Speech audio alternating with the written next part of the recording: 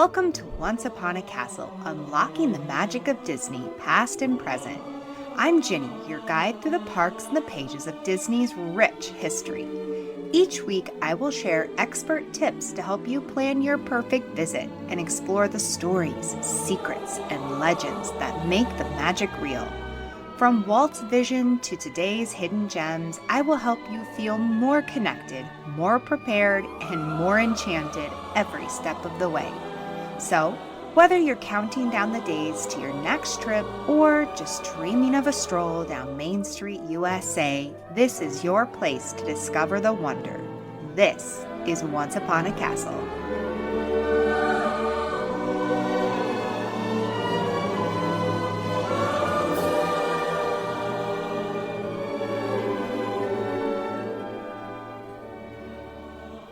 Welcome back to Once Upon a Castle, the show where we take a stroll down the avenues, attractions, and stories that make Disneyland more than just a park. It's a living, breathing piece of American imagination. If you've been with me the last couple of episodes, you already know where we are. We've wandered the trails of Bayou country together, first through its attractions and shopping, then through its music, its characters, and its shows. And today, friends, we're doing what I think might be my favorite part of exploring any land. We're going to eat. Because if you really want to understand a corner of Disneyland, you don't just look at what rides are there. You look at what they feed you while you wait in line for your next adventure. So today we're tracing the full dining history of this land through Golden Bear Lodge, mile-long bar, Brer Bar, and everything that followed right up to the barbecue and honey pots you'll find there today. So grab a seat, maybe even a lantern-lit one by the water, and let's get into it.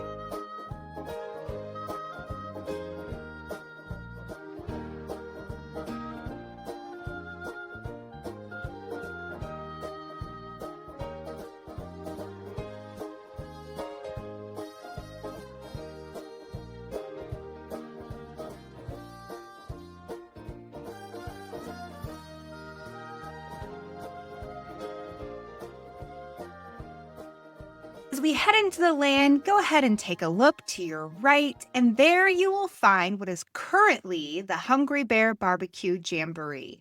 However, it's not always been that location, so let's travel back in time all the way to 1972, to the Golden Bear Lodge. The Golden Bear Lodge opened September 24th, 1972 as part of Bear Country's original lineup, alongside the rest of the land's March 4th, 1972 debut. It's that quick service format. The Golden Bear Lodge was built in the same rustic cabin structure that houses the restaurant today. Think heavy log construction, hanging lanterns overhead, and a broad terrace hugging the shoreline of the rivers of America. Oh, doesn't that sound so peaceful? Diners ordered at the windows cut into the cabin face, then carried their trays out to tiered seating that stepped down toward the water. So nearly every seat had the view of the river traffic drifting by, the keelboats, the canoes, and yes, the Mark Twain. It fit the wider Pacific Northwest wilderness feel Bear Country was going for. Log cabin architecture, dense tree coverage, a quiet little corner of the park vibe that Imagineers leaned into once Frontierland got loud and busy with the Big Thunder Mountain construction next door. The lodge did double duty. Its lower level served as the loading dock for the Mike Fink Keelboats. So this just wasn't a restaurant. It was physically woven into the land's transportation experience, too. A guest could load onto a keelboat right beneath where people were eating lunch above. Now, it had some pretty straightforward American lodge fare: hamburgers, hot dogs, salads, sandwiches, and beverage. Now, its shining glory was a burger that reportedly came with Canadian bacon, which was a bit of a novelty move for 1972. And it predated the McDonald's Egg McMuffin that would make that pairing familiar to everyone a few years later. So we might say that the Golden Bear Lodge and its food was a bit revolutionary. What do you think? Bear Country was designed as Disneyland's smallest and quietest land, a deliberate contrast to the increasingly kinetic energy elsewhere in the park. A restaurant that led people to slow down under lanterns and watch the river was doing exactly what the land needed it to do: give guests a reason to linger in the shade rather than just rushing through it. The lodge wasn't the flashy centerpiece. Country Bear Jamboree was, but it was the resting point, and that's an important role in any land's rhythm. It really served as that quiet relaxation getaway that any rustic country cabin that all of us long to escape to when we're out in the wilderness. Now, as wonderful and quaint as it was, the Golden Bear Lodge didn't last forever. In 1977, it transformed into the Hungry Bear restaurant. Now, the layout itself wasn't what changed. The outdoor seating, table arrangements, and that woodsy vibe stayed put. What changed was surface level theming, the signage, added Country Bear character details, and a new sign visible at the order window as a wink to the old attraction. So, across 47 years, this was never a tear down and rebuild location. It's the same bones, just with new skin several times over. This location became a true quick service burger and sandwich spot rather than its previous limited lodge menu. By the 2010s, the well loved lineup included a fried green tomato sandwich.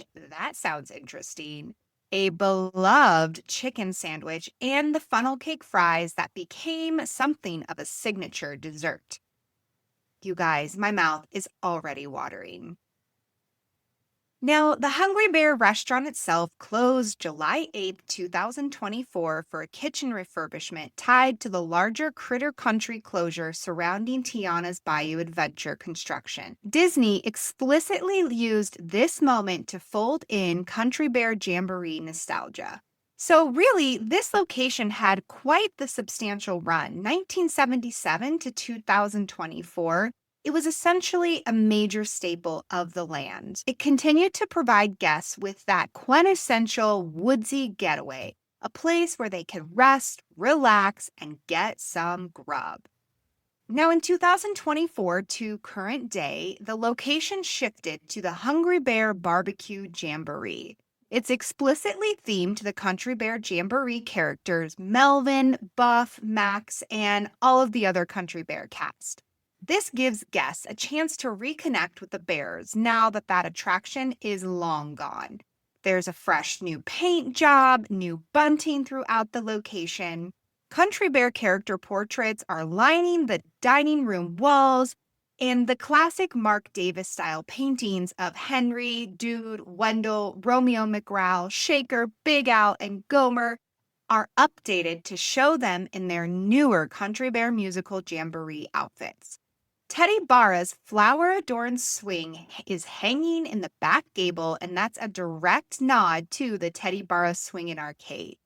And a new mural of Ursa's Age Bear, who, if you remember, was the founder of Grizzly Hall, where the original show was performed, is reimagined wearing a chef's hat instead of his usual top, and he's labeled as Grill Master. Now, cast members also got an upgrade. They have new costumes that are lighter with wood grain apron bearing Ursa's image. And of course, there are some small decorative touches: a bear sculpture that's adjusting the exterior sign, a beehive and bee motif on the signage, column styled like tree trunks, really just anchoring back to that woodsy Bear Country Jamboree time era. And like I mentioned in our previous episode, the soundtrack changed as well. It now plays music from the Country Bear musical Jamboree show, really anchoring guests into that nostalgia and that whimsical time period. It's still a quick service location, and they offer mobile ordering. Now, the menu is now built around house smoked barbecue. So you can get a combo platter of smoked meats, sandwiches, and plant based corn rib options. Now, while I have your mouth watering, let's pull up the menu and see what we could grab at this location. Okay, my friends, if you are in the mood for something a little lighter, it looks like we have a barbecue salad. It's chopped brisket, romaine and kale mixed greens, cucumbers, carrots, corn rib, and chili lime vinaigrette. You can also, like I said, get that smoked barbecue platter with it comes with baked beans, coleslaw, white bread, and pickled vegetables. Oh, that sounds so good, but probably it's pretty big, right? You could probably share that with somebody. You can also get a chicken tenders plate that comes with coleslaw and beer battered fries. You know what? That's actually not a terrible price. So that platter is $15.99. I'm not entirely sure how many chicken tenders you get, but the fact that it comes with two different sides for $15.99, that feels like a pretty good deal. You can also get a smoked Angus beef burger with pulled pork and served with beer batter fries. Oh my gosh, you guys, if you need a protein boost throughout your day, I think this is the place you need to head. There's a traditional pulled pork sandwich, smoked beef brisket sandwich, and of course, a classic cheeseburger. You can still get those funnel cake fries. We have a cinnamon sugar funnel cake fry, and you can also get chocolate mocha dipping sauce with that. Ooh, and oh my word, you can get some banana pudding. So bananas, whipped cream, crushed wafer cookies, dulce de leche, and toffee. You guys, this sounds so divine. They also have just regular kids' meals menu, burger, chicken tenders. My husband would love this. You can do a root bear float, and you can get a Hungry Bear Jamboree mason jar sipper. Okay. Wow. What would you guys get from this restaurant? It has been a long time since I have actually eaten here. Actually, I don't think I've eaten here since it's been the Hungry Bear Barbecue Jamboree, now that I come to think of it. But I don't know, maybe on my next trip, I need to make a stop in here, but I might need somebody to share all of this with because this sounds like a lot of food. So, who wants to meet up at the Hungry Bear Barbecue Jamboree and split a meal? Now, if this location is a bit too heavy of a meal than you're looking for, never fear, we have options. So, let's head back deeper into the land and see what's cooking. In 1972, the mile-long bar opened as part of Bear Country's original 1972 opening lineup, and it lasted until 1989. This was Bear Country's snack and refreshment location, doing for the land what a saloon does for a Western town. It was a low-commitment stop where guests grabbed something quick without breaking stride. A refreshment center serving soft drinks and light snacks was sponsored by Frito-Lay, offering every chip flavor the company made at that time. Oh my gosh, chips galore. You know, we'll learn more about the Frito-Lay company and its impact in the park once we head over to Frontierland. And it really is a fascinating story. So the fact that we have another Frito-Lay sponsored location is not a surprise to me one bit. Its placement was directly at the Country Bear Jamboree exit, and it was meant to function as a coda to the show. So guests walk out of the Grizzly Hall and straight into a room decorated with three of the show's own characters watching over them. It was really extending the entertainment experience by another minute or two rather than just like dumping you out into the walkway. Now, mounted above the bar was a taxidermied style animatronic heads of Melvin, Buff, and Max. So that's the moose, the buffalo, and the stags from the Country Bear Jamboree. They would wink and blink at each other over the guest's head as a small little ambient show, I guess you could say. Now, the interior of the location had lace curtains and paisley wallpaper, and sitting right alongside Teddy Barra's swinging arcade. It was all anchored by a polished wood bar running the length of the room. Now, the signature illusion were mirrors mounted at both ends of the bar, which created this infinite hall of mirrors effect, making the counter look like it stretched on forever, or as one might say, a mile long. Seating was both inside and outside on the boardwalk, and it was positioned alongside the waterfall at the Country Bear Jamboree's exit. So on July 17th, 1989, the mile-long bar was renamed Brer Bar as part of that wider bear country shift into critter country, and it was time to, of course, Splash Mountain's opening. The physical space and much of the refreshment stand function carried over. It just got a new name and a Song of the South themed paint job to match the land's new critter focused identity rather than it being so bear focused. So it wasn't really a closure that was driven by underperformance. It was just swept up in that park wide effort to give the land a new relevance around its flashy new flume ride. So in 1989, the location shifted to be Brer Bar. Again, it was still that counter service snack refreshment stand and essentially was a dry bar. So at the time, Disneyland Park really didn't serve alcohol. So while it was called Brer Bar, everybody was just getting more crunk on some good old fashioned full octane soda pop. It was still situated between the exits of Splash Mountain and the Country Bear Jamboree. Now, instead of that paisley wallpaper and lace curtain saloon look of the mile-long bar, they gave way to theming that was more tied to Brer Bear, Brer Fox, and Brer Rabbit. So really, functionally, nothing changed about what the stand did for guests, but symbolically, it was doing important work anchoring to the new critter-focused story into a corner of the land that had previously had no direct tie to the Song of the South at all, ultimately just bringing that theming and cohesion everywhere into the land. Now, when Country Bear Jamboree closed in 2001, plan was to boost Winnie the Pooh's presence in the land ahead of the many adventures of the Winnie the Pooh ride coming in 2003. So the strategy was to consolidate. Hungry Bear Restaurant would become Critter Country's sole standing restaurant, and Brer Bar's space would be repurposed into a bakery and gift shop themed to Winnie the Pooh and his friends. So around 1995, 1996 to the present, we had Pooh's Corner.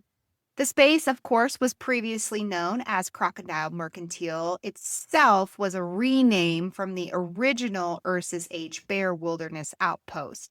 Are you guys keeping up with me? So many renames and changes, while the locations themselves are not changing really much at all. It's very fascinating. So the smaller original Pooh Corner later absorbed the neighboring Brer Bar and Teddy Barra Swingin' Arcade into one larger combined shop and candy kitchen space. Now, today, it functions as a hybrid.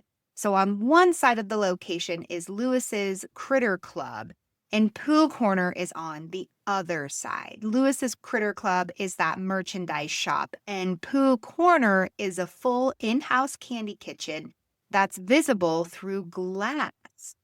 So the interior decor leans hard into a Winnie the Pooh honey and hive motif. There are giant heffalumps disguised as bees.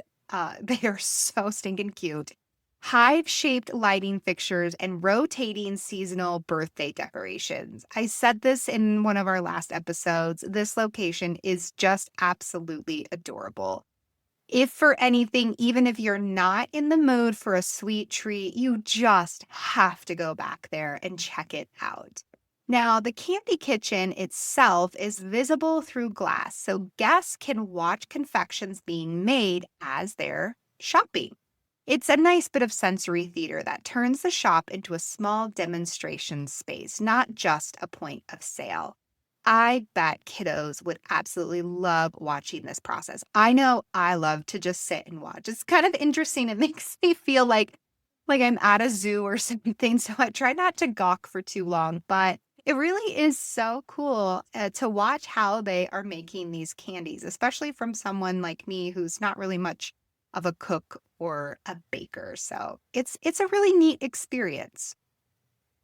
So the menu itself in Pooh Quarter there is built around handmade confections. So we're talking multiple fudge flavors, caramel and candy apples, and yes, that includes a Pooh Corner exclusive honey pot apple. Oh my gosh, you guys, it is adorable. Now, I'm not a fan of caramel, so caramel apples, candy apples is really not my thing.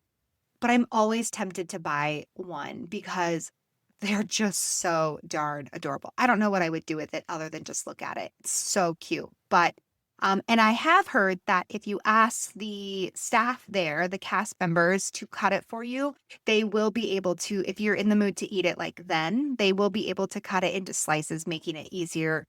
But if not, then I guess best of luck to you. You live wild if you're just going to grab one of those apples and dig right in.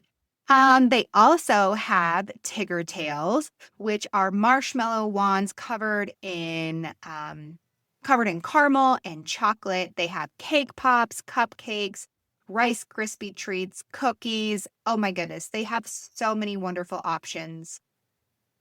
They also have one of my best friend's favorites, and it's like this peanut butter chocolate bar. So think of like a giant Reese's cup. It's more like a square. And it's packed full of peanuts and peanut butter and chocolate, and she just absolutely loves it. I personally don't like crunchy nuts in my candy, but she's kind of addicted, so she gets one every time she's back there. So you should definitely check it out. And with that sweet stop at Pooh Corner, we've made our way through every table, counter, and candy case Bayou Country has to offer. From the Golden Bear Lodge to Hungry Bear Barbecue Jamboree, from a place to wet your whistle to the honey pots we're standing beside right now, that's the full dining history of this little corner of the park. Oh, I don't know about you, but I am stuffed to the brim. We had some delicious barbecue over at the Hungry Bear Barbecue Jamboree, and then we just rounded out our time in the land with a little sweet treat from Pooh Corner. I don't think we could have had a better dining experience here over at Bayou Country. Thanks for spending this meal with me, friends. Bayou Country has fed a lot of guests over the years, and it's been a real joy walking through all of it with you today. And I think what strikes me the most, looking back at everything we've covered, is how much the food in this land was never just food. It was a theme you could taste, a story you could sit down inside of. Whether it was Imagineers dressing up a burger counter as a rustic lodge or building an entire barbecue menu around bears returning home from tour, every single one of these spots was doing the same quiet work as the rides and the shows around them, pulling you in a little deeper into the world one plate at a time. That's the thing about great theme park dining. It's not an afterthought tucked between attractions.